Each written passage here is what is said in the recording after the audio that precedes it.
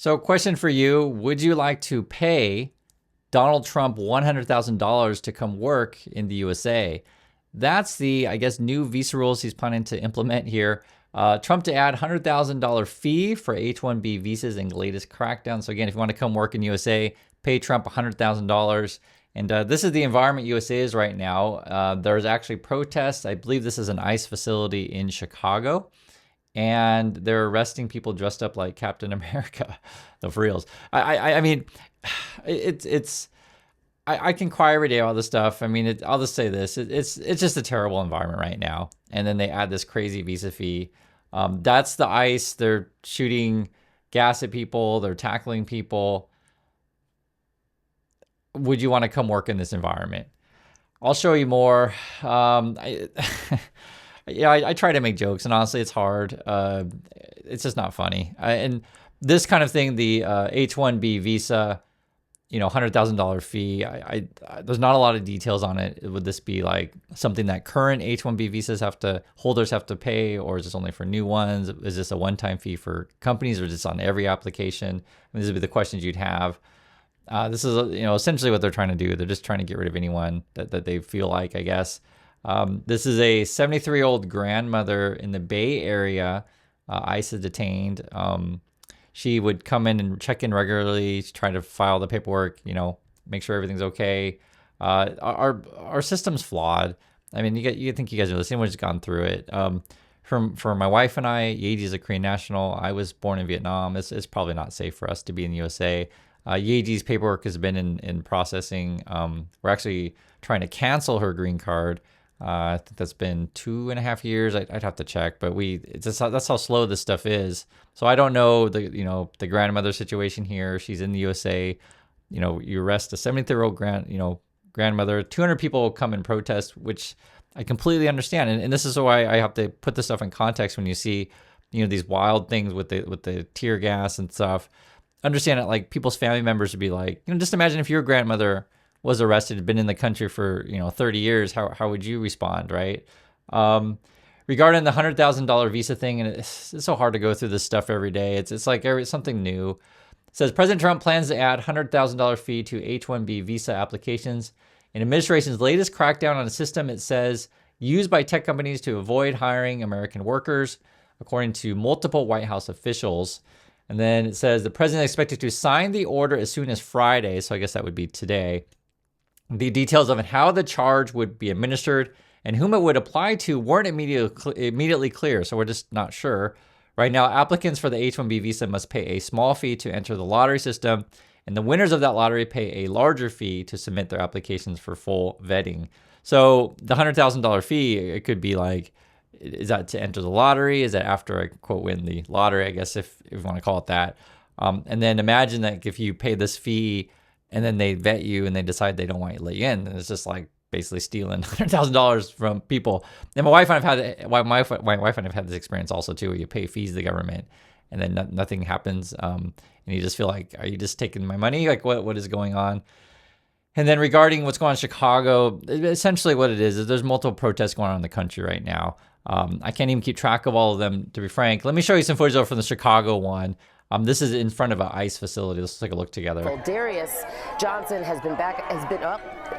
Agents are taking someone into the facility. That is a second protester. Let's check in with Darius Johnson, who's been on the ground there all morning long. Darius, what can you tell us about how this started?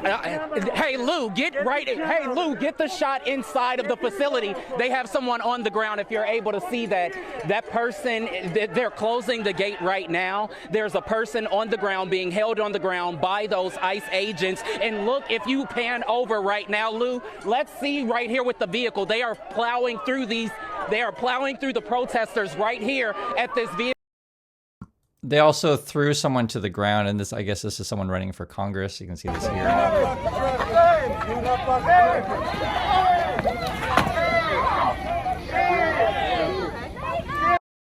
So for me, when I see that kind of thing, that's lack of training. That's how I read that. Or you could just, maybe they do want to hurt people.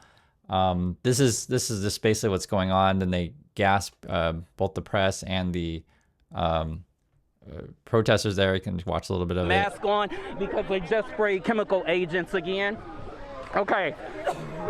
So right now, this is what we have been seeing. This has been one of the tensest moments this morning. What just happened right now? You had vehicles that were trying to make its way out. Dana, I'm actually going to move away from the camera now that the smoke is Darius, now impacting my eyes. You need to get away from that smoke. Please, we appreciate your reporting. Get away from that smoke. I'm back near the vehicle, Dana. I'm near the vehicle. I have a mask on. I'm okay. So basically, every time that people are pulling out, they are blocking the vehicles from getting in and out. At this point, what we saw this time was the agents on top of the roof. They started, Lou, you need to get something on your eyes. And this is Donald Trump's America, and that's why I start with the H-1B visa.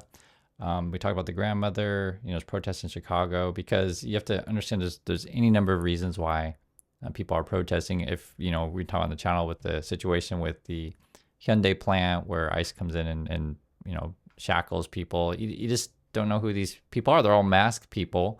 They don't legitimately, go to the due process when they do arrest people. And then Trump wants to expand, as I talked about in the prior video.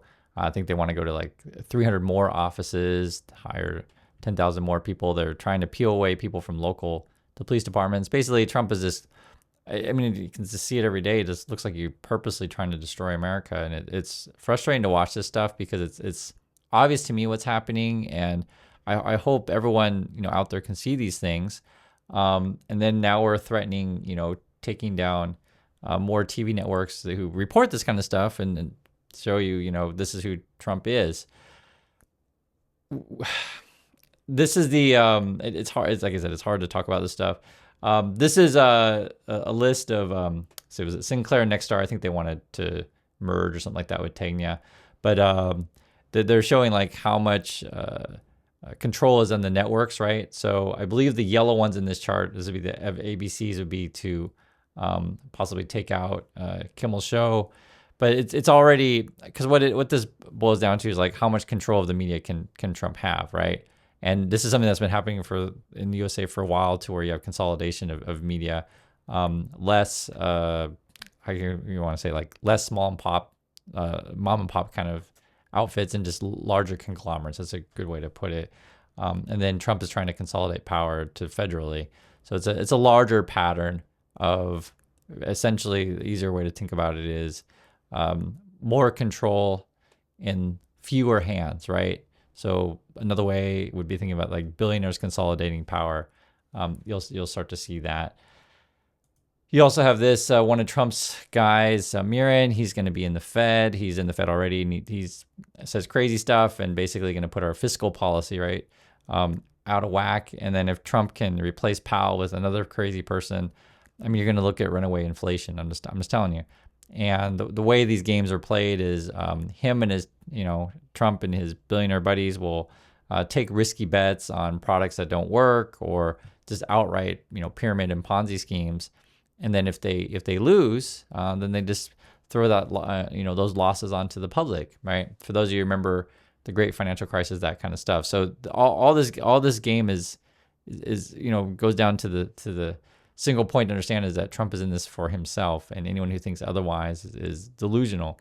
That's why we have to talk about this stuff, and then that's why Trump, hates it if any sort of press covers it.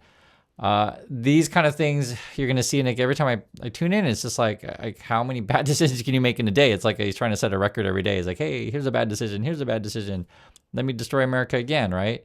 So I guess, and you guys should know this. I mean, I did all my shots when I was a kid. I'm sure all of you did as well.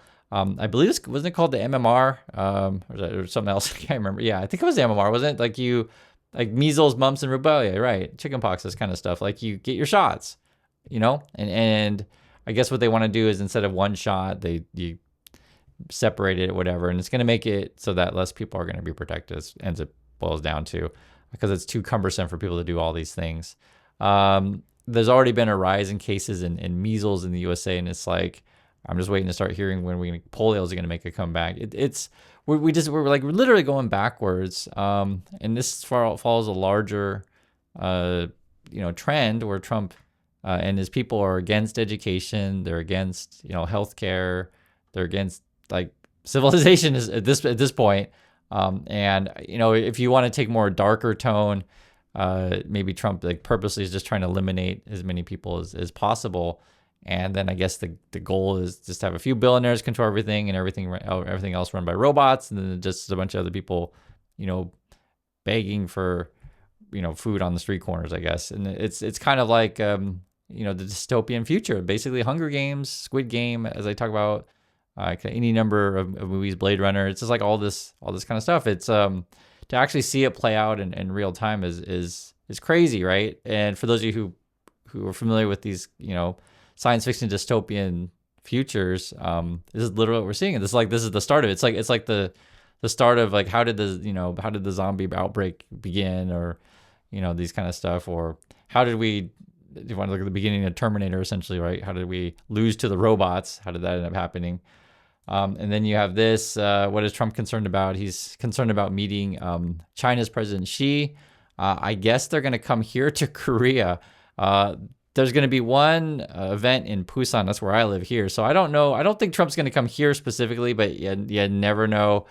There are multiple locales of where they could possibly meet. So it'd be the wildest thing if Trump actually came to my city. That'd be insane.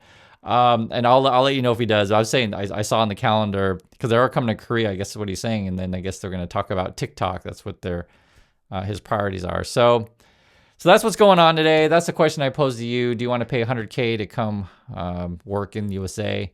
And I mean, you can just see the chaos happening here. I think it's just honestly just really damaging America in multiple ways. And I'm sure pretty much everyone watching this, you're going to have a friend or a family member will be affected by one of Trump's policies directly, by any number of the things that we talked about, or indirectly you'll be definitely affected, because we're all connected in this world. And I think part of what really makes sort of the Trumpy culture, or you want to call it the MAGA culture, is they act like that we're, you know, not connected, and act like that we are, you know, supposed to be separate. That's like the way that they think. I mean, when they see it, they just want to kick out anyone who, I guess, isn't a certain way that you look, or a certain religion, or speak a certain language. They all want you to all kind of be the same. If not, just get out. And then that's honestly like counterintuitive to you know, what America is being of you know, collecting and you know, having multiple cultures in one place and learning to live together. And I think that was the strength of America, the diversity and immigration.